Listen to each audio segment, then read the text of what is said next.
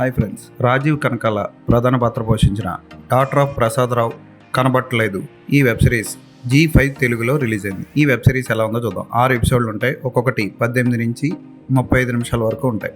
హైదరాబాద్లో మాదాపూర్లో జాబ్లో జాయిన్ అయిన ప్రసాదరావు కూతురు సడన్గా కనపడకపోవడంతో పరిగెత్తుకుని హైదరాబాద్ వెళ్తాడు ప్రసాదరావు. అక్కడ అతనికి తన కూతురు చనిపోయిందన్న వార్త తెలుస్తుంది. హాస్టల్ నుంచి ఆఫీస్ నుంచి హాస్టల్కి మాత్రమే వెళ్ళే ప్రసాదరావు కూతురు ఎలా చనిపోయిందో తెలుసుకోవడం కోసం పోలీస్ ఆఫీసర్లు ప్రసాదరావు ఏం చేశారు, చివరికి ఏమైంది అన్నది చక్కగా చూపించారు వెబ్ సిరీస్లో. సూపర్గా తీశారు ఈ వెబ్ సిరీస్. రాజీవ్ కనకాల పాత్ర కూడా హైలైట్.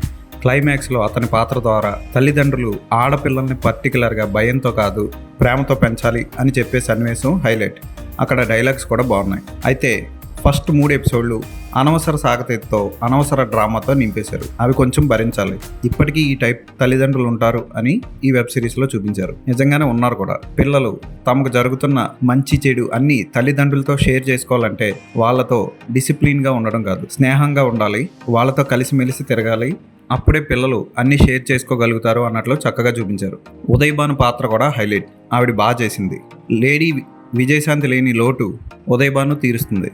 ఇక రాజీవ్ కనకాల పాత్ర అయితే హైలైట్. ఆయన నటన అద్భుతం.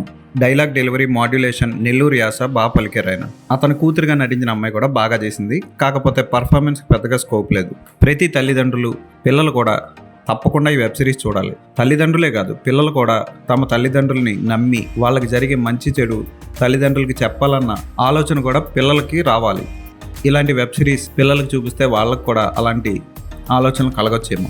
ఫోటోగ్రఫీ బాగుంది, బ్యాక్గ్రౌండ్ మ్యూజిక్ బాగుంది. కుటుంబం అంతా కలిసి చూడొచ్చు. అసభ్యకర సన్నివేశాలు లేవు. ఫస్ట్ 3 ఎపిసోడ్లో కొంచెం సాగదీతుంది. లాస్ట్ 3 ఎపిసోడ్లు పర్వాలేదనిపిస్తాయి.